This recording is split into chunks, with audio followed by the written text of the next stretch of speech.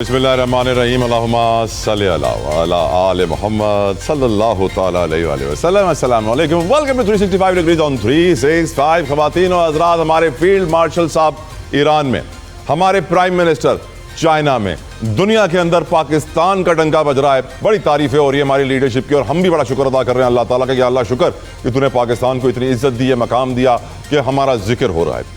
At the same time लोग ये दुआ कर रहे हैं कि जिस तरीके से हम दुनिया के मसाइल हल कर रहे हैं, अपने मकामी मसाइल भी उस तरीके से हल कर सकें। ईद कुर्बान सर पर है, महंगे जानवर सामने हैं, आमदनी बढ़ नहीं रही, खर्चे मुसलसल बढ़ रहे हैं। पेट्रोल की कीमत का अलग एक खौफगा रहता है कि अगर ये जंग आगे बढ़ी तो पेट्रोल मजीद महंगा हो गया होगा तो फिर क्या होगा, किस तरीके से गुजारा होगा, कम से कम उजरत क्या बढ़ेगी आने वाले बजट में, क्योंकि यकीनन जो माशी हालात हैं वो सबसे बड़ा चैलेंज है हमारे हुक्मरानों के लिए। लेकिन एट द सेम टाइम दुनिया ये दुआ कर रही है कि पाकिस्तान की मेहनत रंग ले आए। ये सिर्फ पाकिस्तानी नहीं, दुनिया ये दुआ कर रहे हैं कि ये जो एग्रीमेंट है जो अमेरिका और ईरान के दरमियान होना है, ये अपने हतमी नतीजे पर पहुंच जाए ताकि माशी इस्तेहकाम पैदा हो सके, तेल की कीमतें नीचे आ सकें, बिजली की कीमतें नीचे आ सके, गैस की कीमतें नीचे आ सके, अशिया खुरानोश की कीमतें नीचे आ सके, जानवर की कीमतें नीचे आ सके। लग यही रहा है कि ईद के बाद ही एग्रीमेंट होगा, लेकिन अल्लाह इन बाबरकत दिनों के सदके, हज के सदके, ईद के सदके ये एग्रीमेंट करवा दे ताकि दुनिया के लिए आसानियाँ हों। लेकिन दुनिया बड़ी मुश्किल में है, चाहे वो गज़ा हो, लबनान हो, सूडान हो, सोमालिया हो, नाइजीरिया हो, चैड हो, माली हो, लीबिया हो, पूरा अफ्रीका जल रहा है, एशिया के अंदर जंगें, यूरोप के अंदर जंगें, दुनिया बड़ी मुश्किल में है। इसलिए एग्रीमेंट होना बहुत ज़रूरी है। ट्रंप के पास वक्त भी कम है, इलेक्शन इसी साल है, नेतन्याहू का भी इलेक्शन इसी साल है, और अगर उन्होंने अपनी परफॉर्मेंस सही नहीं की, कोई एग्रीमेंट किया नहीं, तो बड़ी मुश्किल में फंस जाएंगे। इसके ऊपर भी आज के प्रोग्राम में बात करूँगा तफसीलन।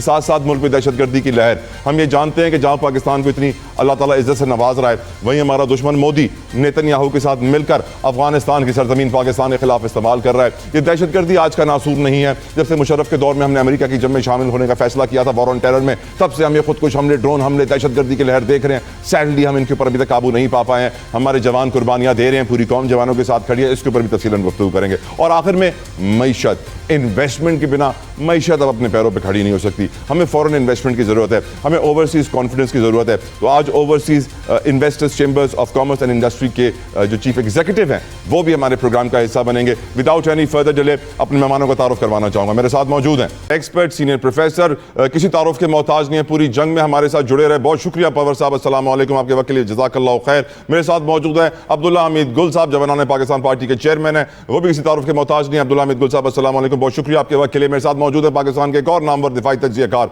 ब्रिगेडियर रिटायर्ड बाबर अलाउद्दीन साहब, अस्सलाम वालेकुम ब्रिगेडियर साहब, बहुत शुक्रिया आपके वक्त के लिए। भी गुफ्तगू का आगाज़ करना चाहूँगा अब्दुल्ला हमीद गुल साहब आपसे। आपकी नज़र में ये जो अमरीका, इजराइल और ईरान की जंग है, ये अब कितने वक्त मजीद दरकार होगा किसी एग्रीमेंट को पेपर पे उतारने पे? बज़ाहिर लग ये रहा है कि कोई और रास्ता है नहीं सिवाय एग्रीमेंट के। ईरान भी मान गया है, यूरेनियम से, एटम बम से पीछे हटने की बात वो कर चुका है, और अब एग्रीमेंट पूरी दुनिया के लिए नागुज़ीर हो चुका है। आपका ओपिनियन अब्दुल्ला हमीद गुल साहब, कब तक होगा ये एग्रीमेंट? बिस्मिल्लाहिर्रहमानिर्रहीम, बहुत बहुत शुक्रिया, आपने मदऊ किया दोनों मुअज़्ज़िज़ शुरका को भी, अस्सलाम वालेकुम नाज़रीन को भी। देखिए, जहाँ तक ताल्लुक़ है इस एग्रीमेंट का, मेरी नज़र में ये एग्रीमेंट हो चुका हुआ है।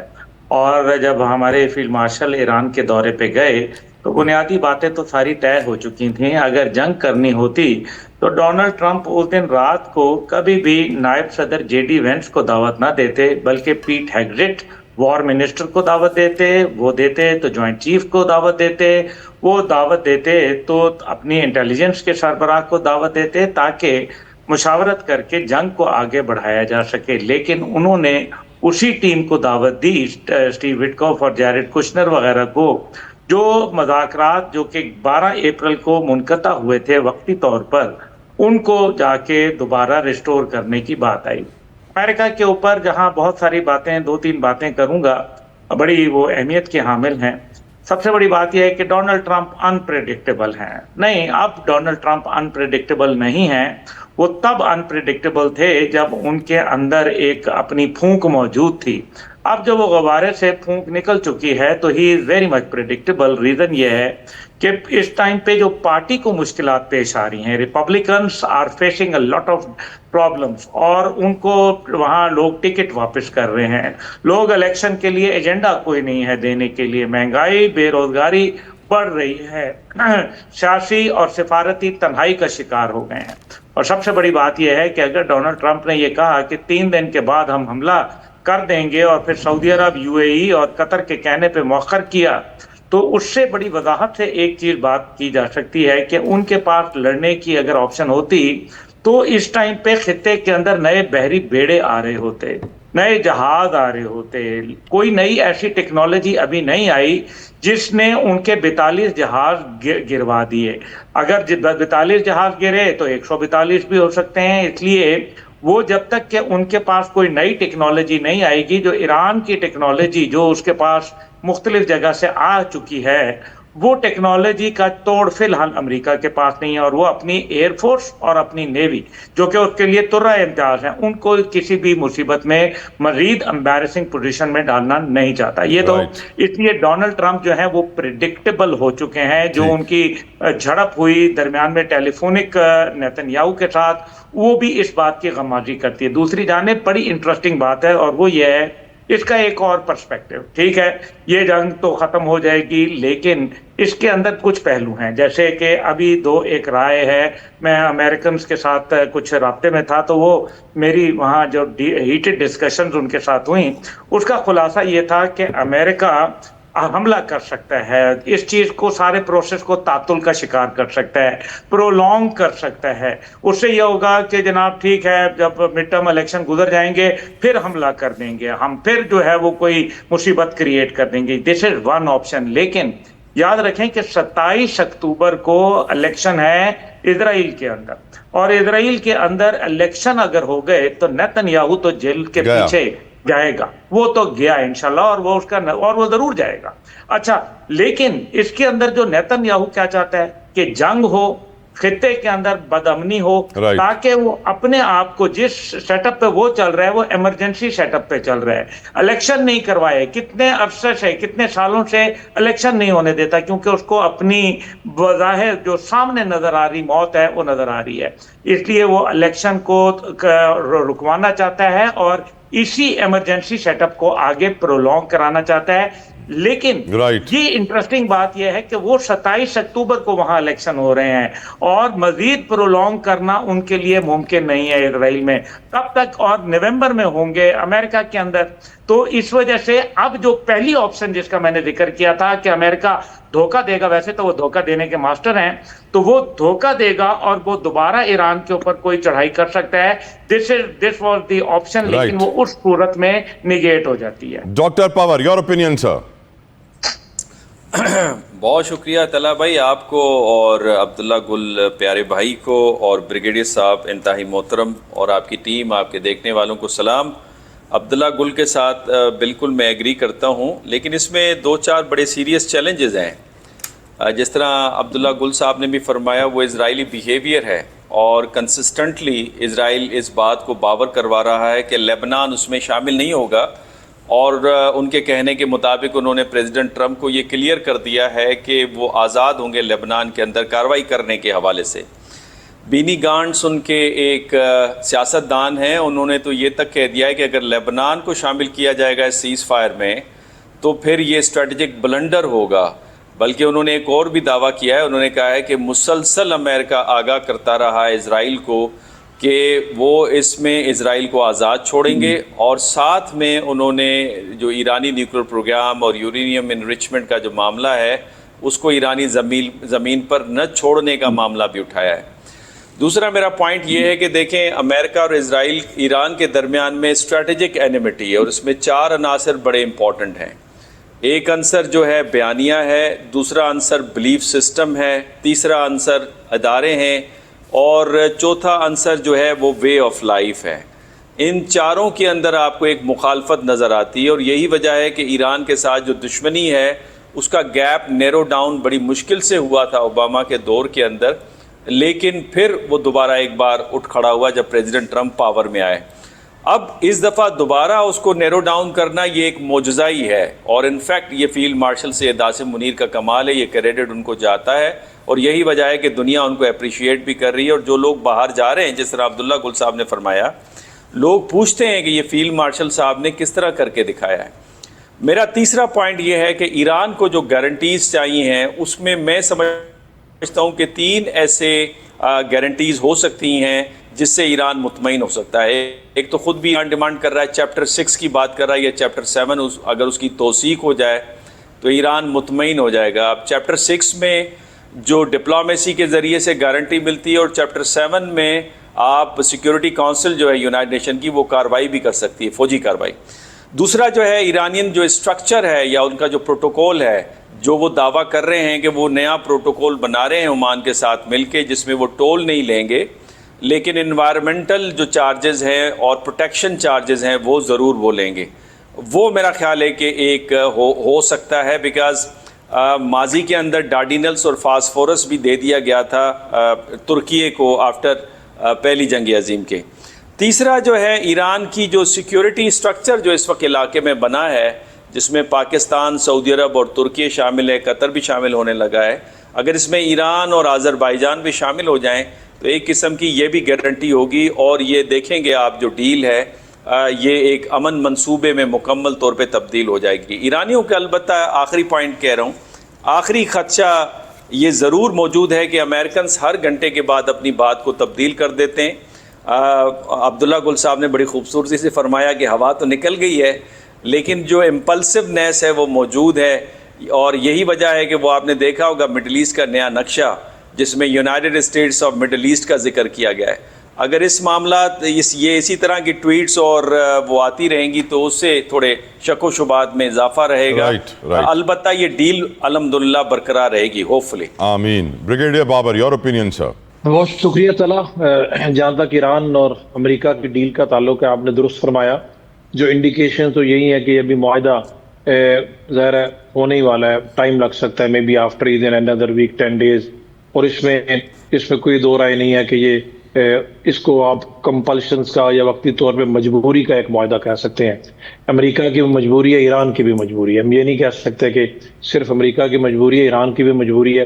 और ईरान को समझाने में, ईरान को परसुएड करने में बहुत अहम किरदार अदा किया हमारे chief of the army staff ने, इसमें कोई दो राय नहीं है। अगर वो उनकी पर्सनल एफर्ट्स बीच में ना होती जो उन्होंने ईरान के 2 दौरे किए हैं इन हालात में, तो ये कभी भी मुमकिन ना होता। और मेरा ख्याल है ईरान को अप्रिशिएट ये करना चाहिए कि उन्होंने उनकी बात समझ ली है, और बात यही है कि अंडर दिस सर्कमस्टांसेस जो मैक्सिमम आप गेन कर सकते हैं आप उसको गेन करें, आगे बढ़ें। इस तरीके से कभी भी मामला ठीक नहीं हो सकते। आपके लोगों का भी हक है कि वो भी तरक्की के समरात देखें, वो भी आगे बढ़े। 47-48 ईयर्स हो चुके हैं। बाकी जहाँ तक इनकी एनिमिटी का ताल्लुक है, जो दोनों मेहमानों ने बात की, इत्तेफाक करता हूँ, एनिमिटी इतनी डीप रूटेड है कि वो तो ख़त्म नहीं हो सकती। और बीच में जब इसराइल हो तो फिर तो बिल्कुल ही ख़त्म नहीं हो सकती। आने जी पीस रहेगा कुछ देर तक, में भी कुछ खिलाफवर्जियाँ भी हमें देखने को मिलने, वो खिलाफवर्जियाँ डेफिनेटली अमेरिका या ईरान की तरफ से नहीं लगती। इसराइल एज अ स्पॉइलर कुछ ना कुछ कर सकता है, उसकी कोशिश डेफिनेटली है। और मेरा ख्याल है, मुझे नहीं लगता कि लेबनान जो है वो इस तरीके से इस मुआहदे का हिस्सा होगा जिस तरीके से आज ईरान चाह रहा है, या जिस तरीके से शुरू में हमने भी देखा, क्योंकि उसमें इसराइल के स्टेक्स बहुत आई हैं। वो लेबनान को कभी भी उस तरीके से अकेला नहीं छोड़ना चाहेगा। आप सबको जानते हैं उसके रीजंस क्या है। अंडर द सर्कमस्टांसेस जो पाकिस्तान की मीडिएशन में जो खदोखाल हमें सुनने को देखने को मिल रहे हैं इस मुआहदे के, मेरा ख्याल है इन हालात में यही बहुत बड़ी एक अचीवमेंट होगी और इस खित्ते में अमन आएगा। जो 2-3 कोर इशूज़ हैं जिसमें आपने हुर्मुज़ की वर्किंग मैकेनिज्म का इशू है, जैसे डॉक्टर साहब ने ठीक फरमाया कि अमान के साथ मिलके ईरान कुछ उसकी अरेंजमेंट कर सकते, लेकिन टोल डेफिनेटली उस पर नहीं हो सकता क्योंकि दोनों को टेरिटोरियल वाटर में आता है। जो कोर इशू सबसे बड़ा इनका था जो अभी तक रहा है रिच यूरेनियम वाला और इनकी जोहरी प्रोग्राम वाला, वो ईरान ने उसमें क्लैरिटी दे दी है। लेकिन मैं फिर भी ये कहूँगा कि हम ये नहीं कह सकते कि गारंटी के साथ, क्योंकि गारंटीज का इशू तो डेफिनेटली ईरान को है और रहेगा। अमेरिका की या बिलखुसूस इसराइल की गारंटी देना एक डेफिनेटली एक बहुत बड़ा सवालिया निशान है। लेकिन मैं तो ये कहूँगा कि पॉजिटिव रहते हुए, ऑप्टिमिज्म रहते हुए, अंडर द सर्कमस्टांसेस जो पाकिस्तान की कोशिशों से ये होने जा रहा है, ये भी कोई कम नहीं है। डोनाल्ड ट्रंप की स्टेटमेंट्स आती रहती हैं, उनकी पर्सनैलिटी ऐसे ही है, पॉलिटिकल इश्यूज भी हैं। इस उम्र में 78 साल की उम्र में, 80 साल की उम्र में आप उनको चेंज तो नहीं कर सकते, लेकिन इन्हीं हालात में रहते हुए मेरा ख्याल है कि जो हो रहा है या जो हुआ है आई पर्सनली फील ये किसी अचीवमेंट से कम नहीं है। बिल्कुल ठीक। बात करेंगे दहशतगर्दी की। ब्रिगेडियर रिटायर्ड बाबर अलाउद्दीन साहब, आपसे गुफ्तगू का मैं आगाज करना चाहता हूं इस दहशतगर्दी पर। मुल्क में जो दहशतगर्दी की लहर है, कोयटा में धमाके, बन्नू, दीगर जगहों पर, आप इनको कैसे देखते हैं सर? देखिए जी, ये लहर जो दहशतगर्दी की, इसमें कोई शक नहीं है, चाहे उसको फितना हिंदुस्तान हो या फितना खारिज हो, ये टोटली इंडियन स्पॉन्सर्ड है। रीजन पता है, पाकिस्तान को वो डिस्टेबलाइज रखना चाहते हैं, पाकिस्तान को टू फ्रंट वॉर के सिनेरियो में हर वक्त एंगेज रखना चाहते हैं। और जब इस तरह के धमाके होंगे, पाकिस्तान में सरमायाकारी नहीं आ सकती, पाकिस्तान दुनिया में एक नेगेटिव तौर पे पोर्ट्रे होता रहेगा, बावजूद इसके कि हम दुनिया को बताते चले आ रहे हैं। दुनिया बाय लार्ज हमारी बात समझते भी है पहले की निस्बत बहुत ज्यादा। बट ये दहशतगर्दी, इसमें कोई दो राय नहीं है। अफगानिस्तान तो उसमें है ही है, उसकी सरजमीन तो इस्तेमाल हो ही रही है, डिजाइन वही है, इसके पीछे कॉन्सेप्ट वही है कि लोगों को किस तरीके से ज़हनी तौर पर उनको इस तरीके से इश्तियाल दिलाया जाए, किसी को महरूमी के नाम पे, किसी को मजहब के नाम पे, किसी को तरक्की के नाम पे, किसी को इंसानी हकूक के नाम पे। टारगेट पाकिस्तान की फौज और पाकिस्तान के सिक्योरिटी इदारे हैं, पर डेफिनेटली उसमें बेगुनाह बेचारे हमारे आम शहरी भी शहीद हो रहे हैं। लेकिन इसकी दूसरी साइड ये है कि जिस तरीके से हमारी सिक्योरिटी फोर्सेज बिलखुसूस बन्नू में और खैबर पख्तूनख्वा के ये जो जनूबी अजला हैं, उनमें जिस तरीके से ऑपरेशन शुरू किए हुए हैं पिछले 3 दिनों में, इंटेलिजेंस बेस्ड ऑपरेशन, उसका हल भी ये है, उसका तरीका भी ये है। अदरवाइज इनके ये कोई और जबान नहीं समझते। बलूचिस्तान में इश्यूज डिफरेंट है, बलूचिस्तान एक डिफरेंट टेरेन है। बलूचिस्तान बहुत बड़ा इलाका है। बलूचिस्तान में इन चीज़ों को डील करने के लिए मुख्तलिफ स्ट्रेटजी की ज़रूरत है। बट तला एक बात बहुत इंपॉर्टेंट है, जब तक प्रोविंशियल गवर्नमेंट्स, खासतौर पे KPK की government hands in gloves federal government के काम नहीं करेगी, अपनी जिम्मेदारियां पूरी नहीं करेगी, खाली फेडरल गवर्नमेंट या सिक्योरिटी फोर्सेज उस तरीके से नहीं निमट सकती जिस तरीके से वो एक्चुअली निमटना चाहते हैं। तो ये एक कंसर्टेड जायंट यूनिफाइड एफर्ट के जरिए है लॉन्ग ड्रॉन वॉर है, नर्व की जंग है, इसमें कोई दो राय नहीं है। लेकिन आपको बीइंग अ फौजी, मैं जंग का बहुत लंबे अरसे तक हिस्सा रहा हूँ, ये यकीन आपको दिला सकता हूँ कि अगर ये समझते हैं हिंदुस्तान और उसके हवारी और उसके प्रॉक्सीज इतनी लंबी जंग करके पाकिस्तान को थका देंगे, तो इंशाल्लाह वतन के ये बेटे कभी थकने वाले नहीं है। ये कौम डिफरेंट कौम है, बैटल हार्डन कौम है, ये इनकी भूल है और इनको इंशाल्लाह शिकस्त इनका मुकद्दर हो। अब्दुल्ला हमीद गुल साहब, do you also agree with brigadier साहब के KPK is to be held responsible? देखिए तला भाई, बात यह है कि पहली बात वो ब्रिगेडियर साहब ने कहा, वो डोनाल्ड ट्रंप साहब की पर्सनैलिटी, तो वो मैं हैरान हूँ। डोनाल्ड ट्रंप साहब तो अल्लाह का शुक्र है पर्सनैलिटी रखते ही कोई नहीं है बहरहाल।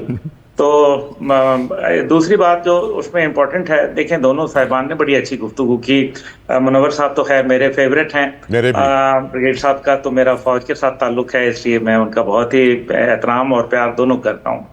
देखें जहाँ तक बलूचिस्तान का है, if you want me to ask, बिल्कुल सीधी सीधी बात, जाफर एक्सप्रेस 2 हुआ, ये बात हकीकत है। ये बात भी हकीकत है कि जब तक हम किला बंद होके लड़ेंगे तो फिर हमारे लिए मुश्किलात, हम बंदे हैं तुम्हारे जैसे, तो तुम करोगे वो हम करेंगे। जब तक कि हम ये पॉलिसी नहीं अपनाएंगे, दुनिया हमारी ना मदद करेगी ना दुनिया ने करनी है। बड़ी मुश्किल से हमने हमारी डिप्लोमेटिक एफर्ट थी, जिसके अंदर हमने अल्हम्दुलिल्लाह अमेरिका से BLA और मुजीब ब्रिगेड को दहशतगर्द करार दिलवाया, लेकिन उनकी ना वेबसाइट्स बंद हुई, ना उनकी लीडरशिप जो बाहर बैठी हुई है मुल्क से उनको गिरफ्तार किया गया, और ना ही उनके जो सपोर्टर्स और बेटर्स और फाइनेंसर्स हैं उनको नकेल डाली गई। बल्कि देखने में ये आता है कि खुलेआम उनकी तारीफों के पुल बांधे जाते हैं, उनको सपोर्ट किया जाता है इंडिया की जानिब से। लेकिन इंडिया के साथ अमेरिका दिफाई मुआहदा करता है 10 साल का, उसका ट्रेड टैरिफ कम करके 18% करता है, पाकिस्तान का 19% करता है। ये वो सारी बातें हैं जिनको जानना बड़ा जरूरी है। अब हमें क्या करना है, इसमें कोई शक नहीं है कि हमारे पाकिस्तान की फौज जो है वो कभी भी नहीं थक जाएगी, ये हकीकत है, वो हमेशा लड़ती रहेगी। लेकिन हम कमजोर तो होते चले जाएंगे। और दूसरी बात यह है कि ये आप जरा मौका देखें, फील्ड मार्शल साहब ईरान के अंदर, वजीर आजम साहब चीन के अंदर, और धमाका यहाँ करवाना। ये धमाका करने का मकसद क्या था, टारगेट क्या था? क्या सबसे बड़ी बात यह है कि काउंटर टेररिज्म डिपार्टमेंट और दीगर जो वहाँ की पुलिस और लॉ इन्फोर्समेंट एजेंसीज हैं, मैं आर्मी को निकाल के बात कर रहा हूँ, वो कहाँ खड़ी हैं इस टाइम पे? वहाँ के पॉलिटिशियंस, अफसोस की बात यह है कि तलहा जतोई, अब्दुल्ला गुल, प्रोफेसर मुनव्वर साहब और ब्रिगेडियर अलाउद्दीन साहब से बात कर रहे हैं, यहां बलोचिस्तान का एमपीए एमएनए सेनेटर क्यों नहीं है? वाई? वो क्यों अपनी जबानें बंद करके बैठे हुए हैं? सर एक एमपीए का नाम लूंगा, एक एमपीए का नाम लूंगा, उनका नाम है हिदायतुर रहमान। बड़ा कमाल काम करते हैं, सोशल मीडिया पे बड़ी आवाज उठाते हैं, पर टेलीविजन से वो दूर भागते हैं, शायद उनको लगता है कि उनकी आवाज एडिट कर दी जाएगी।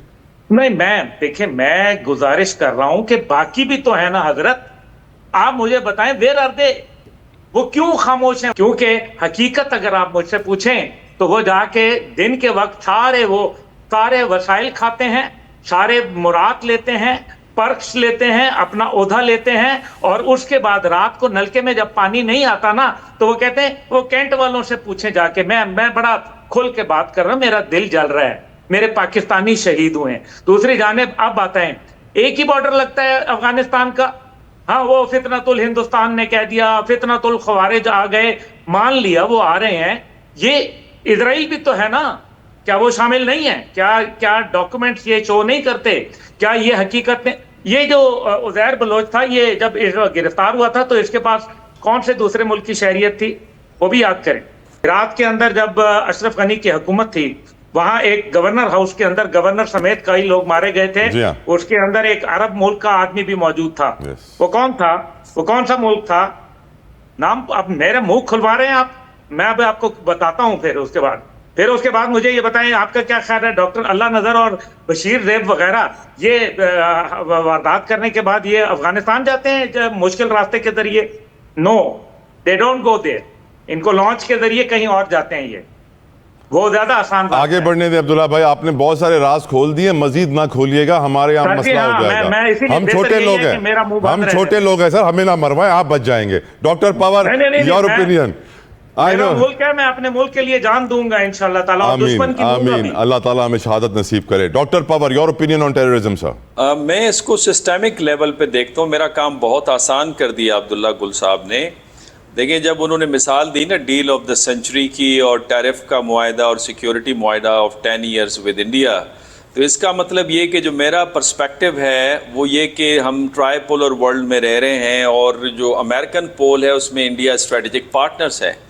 क्या वजह है कि पाकिस्तान जब अमेरिका और ईरान के दरमियान में गैप को नैरो डाउन कर रहा था, उस वक्त दहशत गर्दी में इजाफा देखा गया बलूचिस्तान और KPK के अंदर, या जिस तरह अब्दुल्ला गुल साहब ने जिस तरह राइटली पॉइंट आउट किया कि प्राइम मिनिस्टर चाइना के अंदर, chief of army staff and chief of defence जो हैं वो ईरान के अंदर, और यहाँ पे दहशत गर्दी में इजाफा नज़र आ रहा था।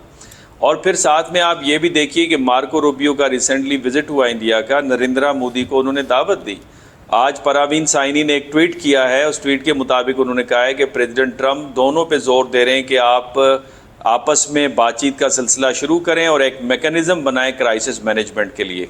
तो कहने का मकसद ये कि वो इंडिया को कभी भी तनहा नहीं छोड़ेंगे, और उसकी बहुत सारी वजूहात हैं।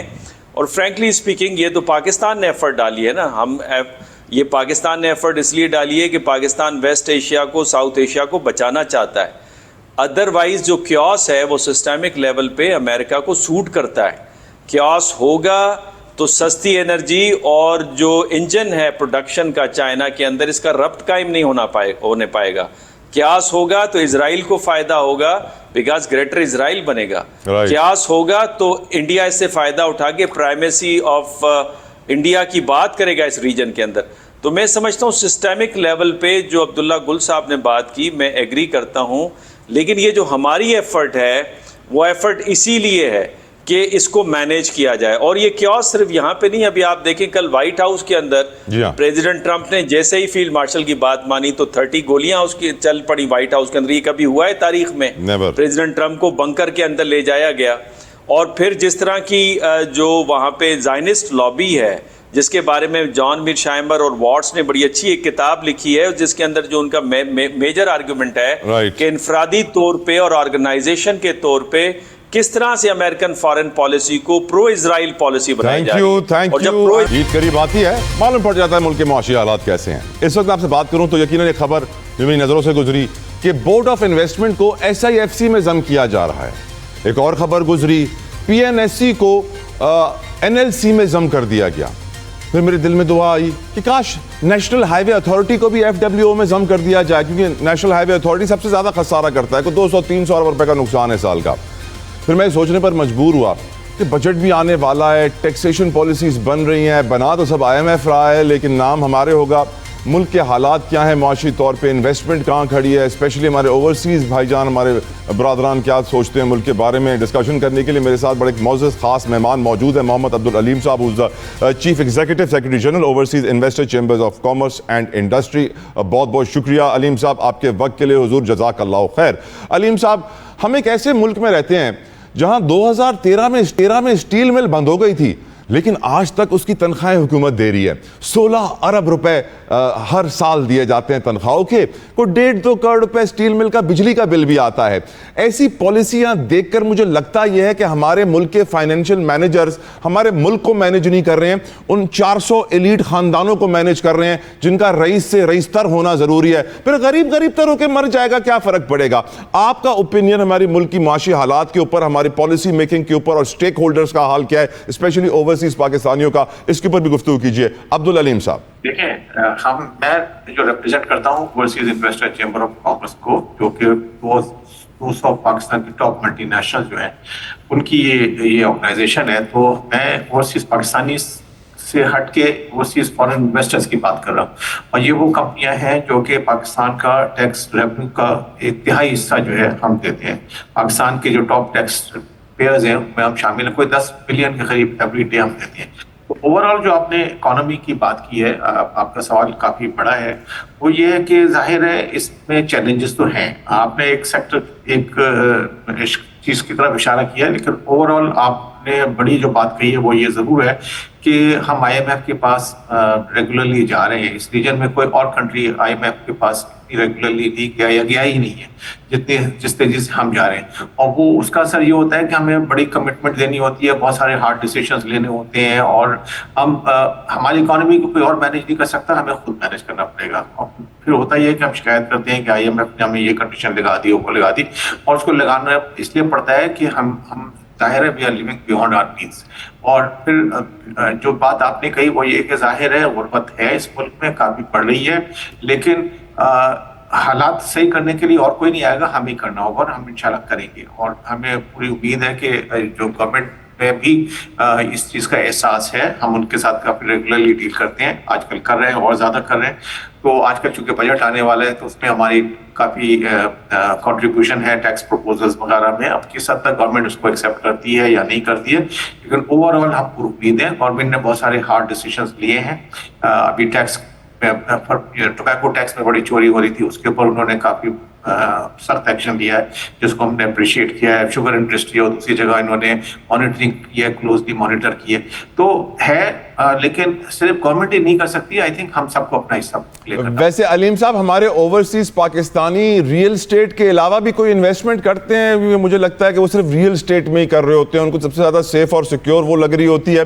एंड ऑफ कोर्स जो दूसरे सेक्टर्स हैं इन्वेस्टमेंट के, बड़े बड़ी इंडस्ट्रियाँ मल्टीनेशनल चली गई हमारे मुल्क छोड़ के, आप किस तरह इन पाकिस्तानियों को कन्विंस करते हैं कि यहाँ पे डिफरेंट सेक्टर्स में इन्वेस्टमेंट करें? हुजूर देखिए, पाकिस्तान बहरहाल एक 250 मिलियन लोगों का मुल्क है और काफी बड़ा इंपॉर्टेंट मुल्क है। ये और बात है कि हमारी इकोनॉमी हमने मिसमैनेज की है, लेकिन आपने जो कहा कि इन्वेस्टमेंट कहाँ, इन्वेस्टमेंट अपॉर्चुनिटीज पाकिस्तान में बहुत हैं और री एक्सपोर्ट पर्पसेस, लेकिन ये सारा इन्वेस्टमेंट आता है कॉन्फिडेंस से। अगर आप कॉन्फिडेंस भी देंगे, 10 रोजाना पॉलिसी चेंज करते रहेंगे, दूसरे सिक्योरिटी और दूसरे इश्यूज होंगे, खास तौर से टैक्सेशन की जो पॉलिसीज होती हैं और ओवर रेगुलेशन, जो Pakistan is an over regulated country हमारे हिसाब से।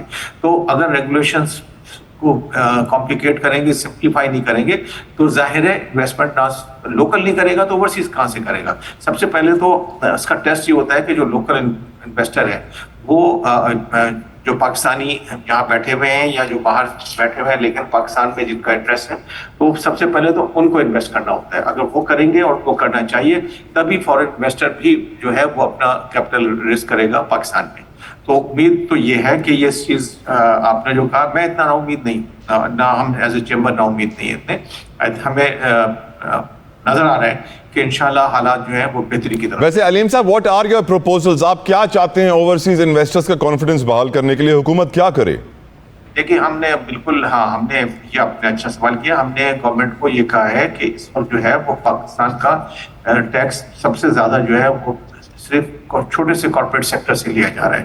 तो वो जो है ये सिलसिला बहुत अरसे तक नहीं चल सकता। बहुत सारे सेक्टर्स जो है जो पाकिस्तान की, देखिए 60% जो है तकरीबन वो GDP जो है उसका वो सर्विसेज पे, जिसमें रिटेल ट्रेड भी है, होलसेल ट्रेड भी है और दूसरे सेक्टर्स भी हैं। तो ये हमारी सजेशन ये है कि इस वक्त जो है पाकिस्तान का कॉर्पोरेट टैक्स रेट तकरीबन 29% है, उसके ऊपर 10% के करीब, 3% के करीब सुपर टैक्स है, फिर और दूसरे टैक्सेस हैं। तो हमने सुपर टैक्स को कहा है कि आप कम करें 1% के हिसाब से नेक्स्ट 3 इयर्स। इसी तरीके से हमने कहा है कॉर्पोरेट टैक्स रेट को भी 29% से 1% से कम करें, 1% से। एकदम तो यकमुश्त तो नहीं हो सकता, और लेकिन इसको इस रीजन में जो सबसे ज्यादा कॉर्पोरेट टैक्स रेट है वो 25% है, जो हमारे जैसे मुल्क है। तो और सुपर टैक्स कोई नहीं है। सुपर टैक्स 2022 में लाया गया था 3 साल के लिए, अब वो 3 साल से बढ़ के अब तक चल रहा है।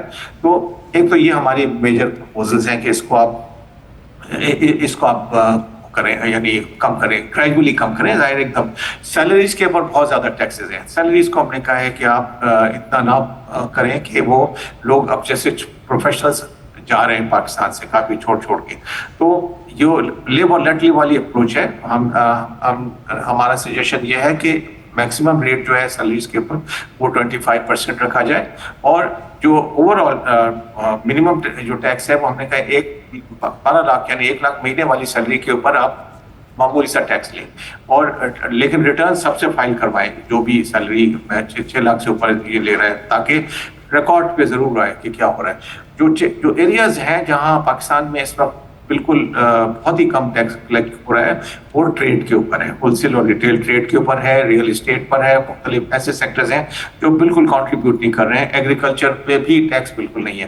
तो खास तौर से होलसेल और रिटेल ट्रेड पे जो है अब इस पर बहुत अहमियत है जोर देने की, क्योंकि वो और हुकूमत कर भी रही है। हमारी जो इत्तला है वो ये कि, और जो हमसे बात हमें अंदाजा है कि हुकूमत को भी एहसास है कि अब वो वक्त गुजर गया कि इनके ऊपर टैक्स ना लगाया जाए। और मैं समझता हूँ कि रिटेल वाले खुद भी जो है वो जो ट्रेडर्स हैं वो भी आना चाहते, इस चीज़ को अप्रिशिएट करते हैं कि अब पॉसिबल नहीं है कि वो टैक्स नेट से बाहर रहें। तो इस वक्त हमारी जो रिक्वेस्ट है और जो सजेशन है वो गवर्नमेंट से वो ये कि ये सारे सेक्टर्स, जैसे मैंने आपसे फिर कहा कि retail trade, wholesale trade, services बहुत बड़ा सेक्टर है, यानी जो हमारे प्रोफेशनल्स हैं, डॉक्टर्स हैं, इंजीनियर्स हैं, दूसरे और जो सेल्फ एम्प्लॉयड हैं, एंटरप्रेन्योर्स हैं, जो सर्विसेज कर रहे हैं, बहुत सारी चीज़ें। और ये सब चीज़ें देखें, सारी चीज़ इंफॉर्मेशन आपको मिल जाती है। बिल्कुल आजकल के ज़माने में कहीं इतने सारे बैंक अकाउंट से आपको डेटा मिल जाता है, आपको मालूम है कि इकोनॉमी का साइज क्या है, और आर्टिफिशियल इंटेलिजेंस और दूसरी IT सर्विसेज इतनी सारी इंफॉर्मेशन आपको देती हैं कि आपको किसी के पीछे दौड़ने की जरूरत नहीं है। आपको इंफॉर्मेशन, अगर आपका सिस्टम अच्छा हो तो आपको सारी इंफॉर्मेशन गवर्नमेंट को खुद ही मिल जाएगी, और उसके बेसिस पर वो टैक्स कलेक्ट कर सकेंगे। तो हमें किसी की शुबा नहीं है, लेकिन ये कि अब वो जमाना गुजर गया कि सिर्फ मैन्युफैक्चरिंग से और 2-4 सेक्टर से आप टैक्स ले लें और बाकी को छोड़। वेल सेड मोहम्मद अब्दुल अलीम साहब, बहुत बहुत शुक्रिया आपके कीमती वक्त के लिए सर। जज़ाकल्लाह खैर। व्यूज इसके साथ प्रोग्राम का वक्त है। अपना फीडबैक सोशल मीडिया पे मुझे जरूर दीजिएगा। अपना ख्याल रखिएगा। कल फिर मुलाकात होगी। चांद रात है, मंडी आपको लेकर चलेंगे, इसलिए कल का शो मिस ना कीजिएगा। अंटिल देन, अल्लाह हाफिज।